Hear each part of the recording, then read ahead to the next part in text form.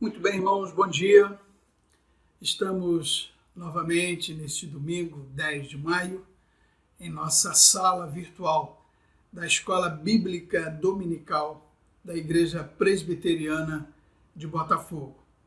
Eu louvo a Deus porque Ele nos deu esse recurso de poder continuar os estudos que nós já fazíamos lá na igreja, né? E por conta da quarentena estamos fazendo agora por meio dessa tecnologia, né, que ele disponibiliza para nós. Eu confesso que gosto muito de estar com os irmãos debatendo os temas, porque um traz um texto, um traz um testemunho, um traz uma ilustração, e na discussão, no debate, a gente acaba entrando num consenso e aprendendo juntos essa palavra. Isso já foi destacado pelos irmãos que nos antecederam. Dizer também que é uma honra dividir esse espaço aqui com os meus queridos irmãos.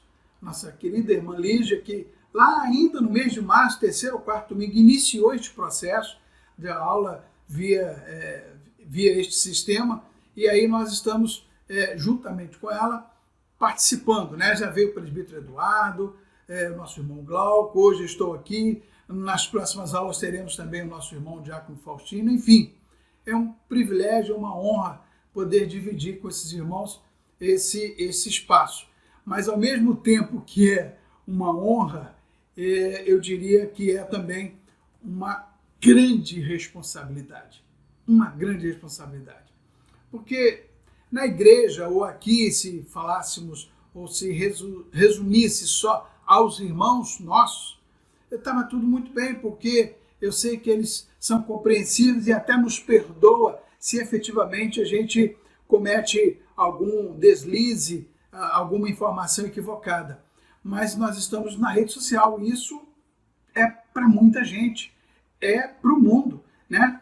Então, a nossa oração é que Deus realmente esteja nos ajudando, nos iluminando, porque a ideia é tão somente crescermos em cima da palavra que o Senhor tem falado a nós.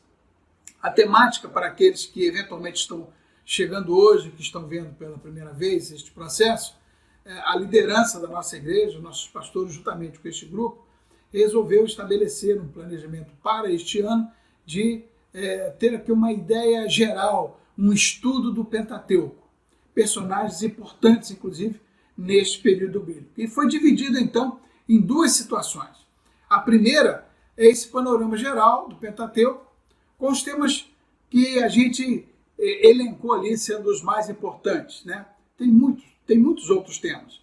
E aí vários temas estão sendo abordados desde a primeira aula que a nossa irmã Lígia colocou. Os dois últimos, por exemplo, foi Alianças do Sinai, lembra? Quando Moisés subiu ao Monte Sinai, todo setado e tal, que foi abordado aqui em duas aulas. Na última aula nós tivemos aí a lição sobre o tabernáculo, né? A estratégia, a arquitetura que Deus estabeleceu para a construção do tabernáculo. Mais para frente, né?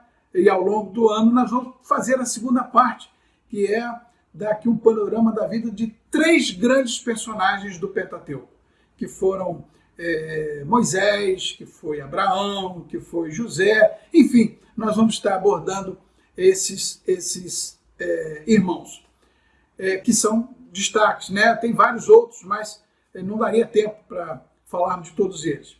Mas então, hoje nós vamos estar abordando ainda um grande tema do Pentateuco, que é a questão da santidade, ou sejam santos, é isso? E antes de estarmos aqui lendo a palavra e conversando com vocês a respeito desse tema, eu gostaria de orar, né? Pedir para que vocês orem por nós e nós vamos estar orando junto com vocês para que o Espírito Santo de Deus fale ao meu coração, ajuda-me a passar aquilo que Ele já me mostrou e também possa falar ao seu coração. Vamos orar então. Senhor, nosso Deus e nosso Pai, nós te louvamos, te bendizemos por este momento, Senhor, que Tu nos concedes de poder estar aqui conversando em torno da Tua palavra, extraindo dela, Senhor, os Teus ensinamentos. Que seja assim também na vida dos nossos irmãos, na vida das pessoas que estão compartilhando conosco neste momento. É a nossa prece, Senhor, que fazemos em nome de Jesus. Bom, nós vamos estar naturalmente falando aqui no livro de Levítico, que é um dos livros que compõem o Pentateuco, que vai de Gênesis a Deuteronômio. E Levítico é um deles. E o livro de Levítico ele é denominado pelo tema de santidade. Santidade. E se você pegar todo o livro de Levítico, você vai ver bem essas questões difundidas nos registros do livro de Levítico.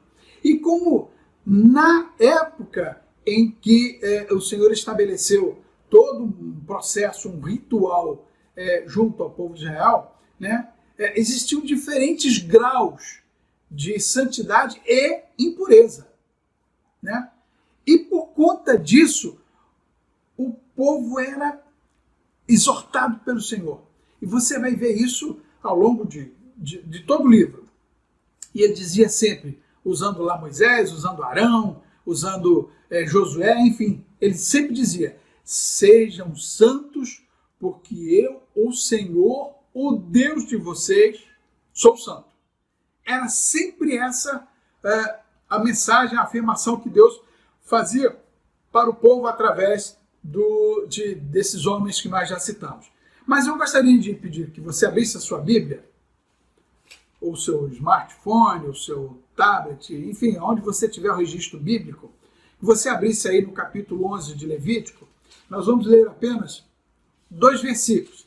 Aliás, nós vamos ler alguns versículos no livro de Levítico que vai nortear todo o nosso bate-papo aqui nesta manhã. Mas no capítulo 11, versículo 44 e 45, olha o que diz a palavra. Eu sou o Senhor, vosso Deus. Portanto, vós vos consagrareis e sereis santos, porque eu sou santo. E não vos contaminareis por nenhum enxame de criaturas que se arrastam sobre a terra. 45. Eu sou o Senhor, que vos faço subir da terra do Egito, para que eu seja vosso Deus. Portanto, vós sereis santos, porque eu sou santo. Se você for lá no capítulo 19 desse mesmo livro, no versículo 2, olha o que Deus fala a Moisés para que ele replicasse ao povo. Fala a toda a congregação dos filhos de Israel, Moisés, e dize-lhes, santos sereis, porque eu, o Senhor, vosso Deus, sou santo. Percebe aí que ele exorta o povo a ser santo, porque ele, que é Deus, que é o nosso Deus, é santo. E ainda mais um texto no livro de Levítico, no capítulo 20, verso 26, diz o seguinte, a palavra de Deus. Ser-me-eis santos, porque eu, o Senhor, sou santo. E olha, detalhe, e separei-vos dos povos para serdes meus. Ou seja, a gente vê aí uma condição clara estabelecida por Deus para a nossa santidade. Eu diria que era uma condição única, era uma questão sine qua non. Sede santos, porque eu, o Deus de vocês, sou santo. Ponto. Aí vem a pergunta, o que é ser santo? Ou o que é santidade? O que é ser santo? Ou o que é santidade? Será que é ir à igreja todo domingo? Aí a gente já está meio fora, né? Porque não estão podendo ir à igreja, né? Estamos em casa, estamos no escritório, estamos no trabalho, muita gente trabalha no home office, enfim. Não é tão somente a igreja. Será que é ser muito sério, né? muito bem vestido, e isso demonstra alguma coisa no sentido de ser santo. E como podemos ser santos? É uma outra pergunta que faço, para que você já comece a pensar. Mas antes de respondermos ou de falarmos a respeito dessa pergunta, vamos voltar a nossa atenção aqui para o livro de Levítico. Na organização do acampamento israelita, a construção do tabernáculo demonstrava uma área sagrada. Isso você viu na aula passada. O Glauco, inclusive, procurou mostrar na tela o tabernáculo em si, né? Então, ali no tabernáculo já demonstrava uma área sagrada. O resto do acampamento, que estava fora do tabernáculo, na estratégia da organização do acampamento estabelecido por Deus, era considerado uma área limpa, uma área pura. E toda a área, além do limite do tabernáculo e da área considerada limpa e pura, era considerada uma área imunda, impura. Se você perceber esse desenho na sua mente, né, imaginando esse diagrama, você vai ver um retângulozinho um pouco menor onde está estabelecido o tabernáculo, que é a área sagrada, que só vai ali o sacerdote, o sumo sacerdote. Fora dessa área, uma área considerada a área de puros e de limpos, que é o povo de Israel, são os israelitas, efetivamente o povo de Deus. E fora dessa área, né, uma grande área, a área dos impuros. Porque quando o povo saiu do Egito, veio muitos egípcios com eles também. Uns porque queriam fugir da tirania de Faraó, outros porque haviam se casado com mulheres que eram israelitas, né? Eram do povo de Israel. Mas muitas das vezes não eram gente que considerava Deus o seu Deus. Então, estava essa área englobada. Isso dentro da estratégia da organização do acampamento que foi estabelecido por Deus, que também foi colocado pelo Glauco no domingo passado. Mas aí eu volto à pergunta: como podemos ser santos? Como podemos ser santos? E o livro de Levítico, né, já disse isso lá no início, enfatiza que a santidade ela está sempre associada a Deus. E é óbvio, não poderia ser diferente. Deus é santo de modo inato. A sua existência é santa. Portanto, ser santo significa assemelhar-se a Deus. Por isso que nós temos o registro, né, que nós somos criados à imagem e semelhança de Deus, porque Ele nos criou para santidade, criou-nos para sermos santos. E aí você entende por que a gente perdeu esse processo, né? Lá no Jardim do Éden, que a gente não precisa retornar aqui. Mas a partir daquela situação, nós perdemos esse processo de santidade, que era o início daquilo que Deus quando criou o homem. Bom, então, a santidade emana de Deus. Consequentemente, é a única fonte de santidade. Perceba o que eu disse lá no início? É a condição única de sermos santos. É nos assemelharmos a Deus. É nos associarmos a Deus, porque Ele é santo.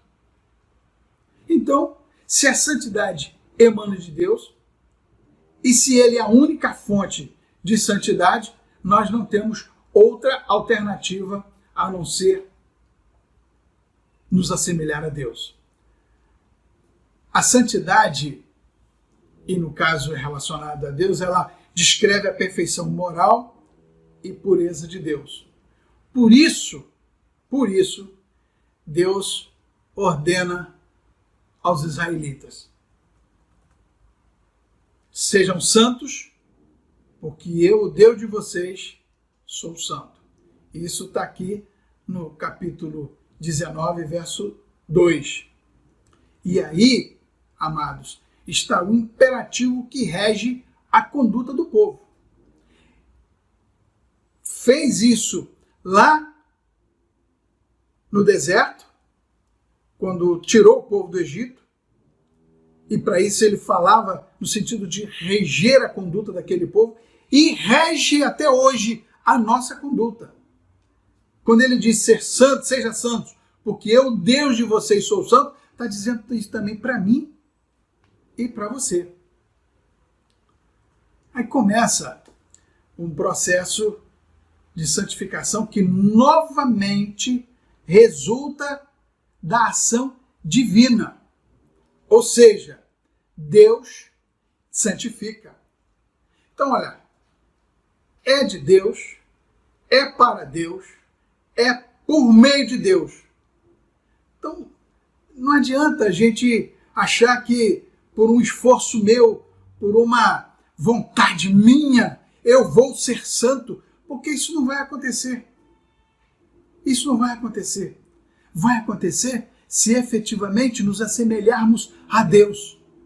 E nos assemelhar a Deus é tentar fazer aquilo que agrada a Deus. E muitas das vezes, para fazer aquilo que agrada a Deus, é preciso que Deus, em mim, faça com que eu possa estar fazendo isso, essa ou aquela ação. Lá em Levítico, no capítulo 20, verso 8, ele faz essa afirmação: eu sou o Senhor que vos santifica. Portanto, sede santos, porque eu sou santo e sou eu que vos santifico. Percebem, irmãos, que se depender tão somente de nós, tão somente de mim, ou tão somente de você, restar-nos-á somente a impureza, a imundícia, porque nós, a nossa natureza é uma natureza impura, pecaminosa. Nós já nascemos em pecado. Já falamos isso nas aulas passadas e já dissemos alguma coisa aqui também. E interessante que também no livro de Levítico, assim como ele é tido como tema de santidade, ele também fala de impureza. E óbvio, para que as pessoas pudessem ter o discernimento do que é santo e do que é impuro. E o que é impureza? Se você pegar o livro de Levítico, você vai ter lá uma relação de uma série de situações. E não precisa ir muito longe. Se você pegar os 10 mandamentos, que foi estabelecido um pouco antes lá no Sinai, você também já vai perceber que se não tiver, ou se estiver fazendo aquelas coisas que não é para fazer, você está enquadrado aí numa situação de impureza. Mas o autor da literatura que está nos ajudando nesses processos, ele fez aqui uma síntese que eu achei muito interessante do que é impureza. Ele, em termos simples, simplório, ele diz que impureza é o contrário da santidade. E é. Ou seja, impureza representa o que não é semelhante a Deus. Se Deus é santo, se Deus é impuro, não tem nada a ver com essas questões de impureza. Não tem nada a ver. E qual a relação entre a santidade e a impureza? E aí, se eu estivesse na sala agora, eu ia provocar os nossos irmãos ali para conversarmos sobre essas questões. Eu tenho certeza que haveria ali uma tempestade de sugestões, um brainstorm tremendo sobre essa questão do que é impureza. E principalmente a relação entre santidade e impureza. E nós certamente iríamos confluir para um denominador comum, porque elas são totalmente incompatíveis. Impureza com santidade. São totalmente incompatíveis. Era impossível a qualquer pessoa ou coisas ser santa e imunda ao mesmo tempo. Não era possível. Não existe meio termo, irmãos. Não existe meio termo. Não há nenhuma possibilidade da santidade estar unida à impureza. Por isso, lá na época do povo de Deus, no deserto, a necessidade daquele complexo sistema sacrificial que permitia às pessoas de natureza impura tornassem puros e santos. Percebe aí? Naquela época você tinha que fazer o sacrifício de um animal puro, de um animal sem defeito, de um animal sadio. As ofertas que você levasse teriam que ser as primícias daquilo que você produzia. É por isso que hoje, quando nós levamos os nossos dízimos, as nossas ofertas ao gasofilácio, ao altar do Senhor, nós os consagramos para que o próprio Deus nos ajude a usar esses recursos para a divulgação da sua palavra, para alcance de vidas que muitas das vezes impuras se tornem puras, aceitando o evangelho que é pregado, que é anunciado. Portanto, desde aquela época já tinha este processo complexo, é verdade, do sacrifício de alguém que estava além dos limites da área limpa e da área pura ali em torno do tabernáculo, se tornar alguém. Então era para eles também se tornarem pessoas Israel de Deus. Muito bem, agora qual é a conexão com todos esses ensinamentos, com todas esses estabelecimentos de situações que Deus fizera com o povo lá atrás, com o Novo Testamento? Eu diria para você que não tem nada diferente. É aí que está a grande riqueza da Bíblia, no sentido de fazer com que ela se interaja tanto no Antigo Testamento como no Novo Testamento, mesmo depois daqueles 400 anos de silêncio. Então, qual a conexão daqueles registros com o que nós temos hoje no Novo Testamento? Eu diria para você que não tem nada diferente. Mas os conceitos de santidade e impureza mencionados muitas vezes no Novo Testamento refletem bem de perto o que se observa ou o que se observou lá no livro de Levítico. E Jesus, de uma maneira maravilhosa, sintetiza essa conexão que nós estamos falando aqui agora com os registros lá de Marcos no capítulo 7, de 20 a 23, e Mateus, capítulo 15, de 17 a 20. No final, a síntese é que o que sai do homem é que o torna impuro. E aí você lembra do texto que Jesus comenta isso. Mas eu vou ler aqui rapidamente a síntese desses dois textos que eu citei aqui, que você pode conferir depois. Diz o seguinte: pois do interior do coração dos homens vêm os maus pensamentos, vêm as imoralidades sexuais, os roubos, os homicídios, os adultérios, as cobiças, as maldades, o engano, a devassidão, a inveja, a calúnia, a arrogância, a insensação. Olha, quanta coisa ruim sai de dentro do coração, de dentro de nós. Todos esses males vêm de dentro e o tornam o homem impuro. De acordo com o apóstolo Paulo, esse comportamento que não se assemelha a Deus, porque se Deus é santo, se Deus é puro, isso não tem nada a ver. E aí ele diz que para os crentes isso precisa ser evitado. E ele, escrevendo à igreja de Tessalônica, lá na sua primeira carta, 1 Tessalonicenses 4, 7, ele diz: porque Deus não chamou a mim, não chamou a você, não nos chamou para a impureza, mas para a santidade. De novo, é Deus chamando, é Deus fazendo, é Deus santificando. Percebam a condição que nós dissemos lá atrás, sine qua non, de sermos santos? Muito bem. E qual a receita? Qual a receita?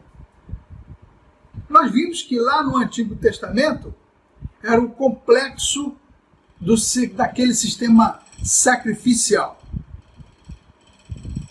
Conforme a gente já viu aqui, do animal, sem mácula, sem defeito, sadio, das ofertas sendo as primícias, e tantas outras coisas que Deus colocara. E agora? E agora? O que eu tenho que fazer? O que você tem que fazer para que sejamos realmente santos, puros, conforme Deus quer de nós? Agora é por meio do sacrifício de Jesus Cristo. Parece até que para mim e para você a coisa ficou mais simples, né? Não, mas custou a dor, custou o sofrimento de Jesus Cristo. Deus, de novo, é para Deus, é por meio de Deus e é Ele que faz. E aí João escreve lá na sua primeira epístola, no capítulo 1, verso 7, dizendo o seguinte: se porém andarmos na luz, como Ele está na luz, temos comunhão uns com os outros. E aí vem, o sangue de Jesus, o seu Filho, nos purifica de todo pecado. De novo, é Deus.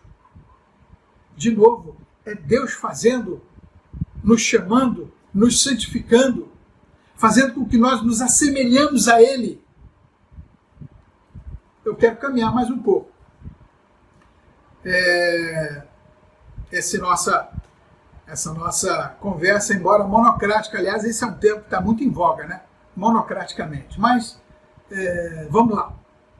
Para nós aqui na Terra, santidade significa dedicação total às coisas de Deus.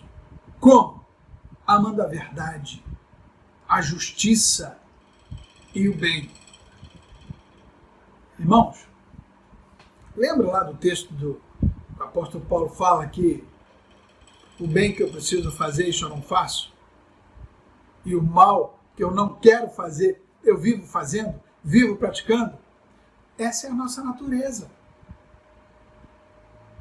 Esse é o nosso estado. E se não for a misericórdia de Deus, realmente a gente está perdido. Santidade é viver de maneira agradável a Deus. E nós só podemos viver de maneira agradável a Deus se nos assemelharmos a Ele, que é santo, que é puro. E demonstrando mais uma vez essa conexão perfeita com os registros de Levítico. Lá no Pentateuco, tem aqui o registro de Pedro, lá na primeira epístola de Pedro, no capítulo 1, verso 15 e 16. Olha o que ele diz aqui. E Pedro evoca o registro que fora feito lá em Levítico. Mas assim como é santo aquele que os chamou, e quem é que nos chama? É Deus. Sejam santos, vocês também, em tudo o que fizerem. Pois está escrito, olha o que ele disse lá em Levítico: sejam santos, porque eu sou santo. Percebam aquilo que falamos já aqui, a condição única e sine qua non para a nossa santidade é nos assemelharmos a Deus. É reconhecer em Deus o nosso Pai. É reconhecer em Deus o sacrifício que o seu Filho, Cristo Jesus, fez por mim e por você. Aí a gente vai realmente ser separado para Deus. E isso é santidade. Isso é santidade. Então, santidade não é nunca mais pecar. Porque aí você pode, puxa vida, uma vez santo, não. Santidade não é nunca mais pecar.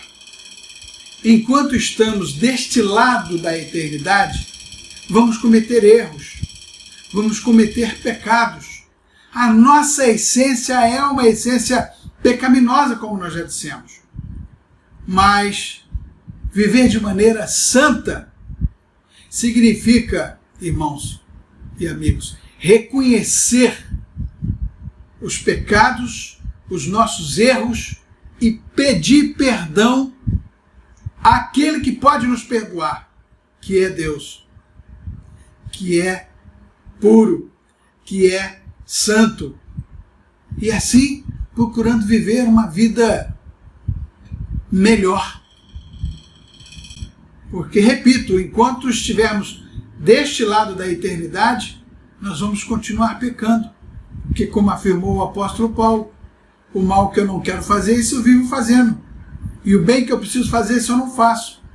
Carecemos da glória, carecemos da graça, carecemos da misericórdia de Deus, do perdão de Deus. Santidade, portanto, implica em humildade. E ser humilde é reconhecer que errou. É reconhecer que pisou na bola. Né? Implica em dependência de Deus. Recorrer a Deus e pedir, Senhor, perdão, misericórdia. E aí, Ele que é santo, certamente nos ajudará a ser santos. É isso que nós gostaríamos de compartilhar com você nesta manhã. Portanto, ser santo é assemelhar-se a Deus.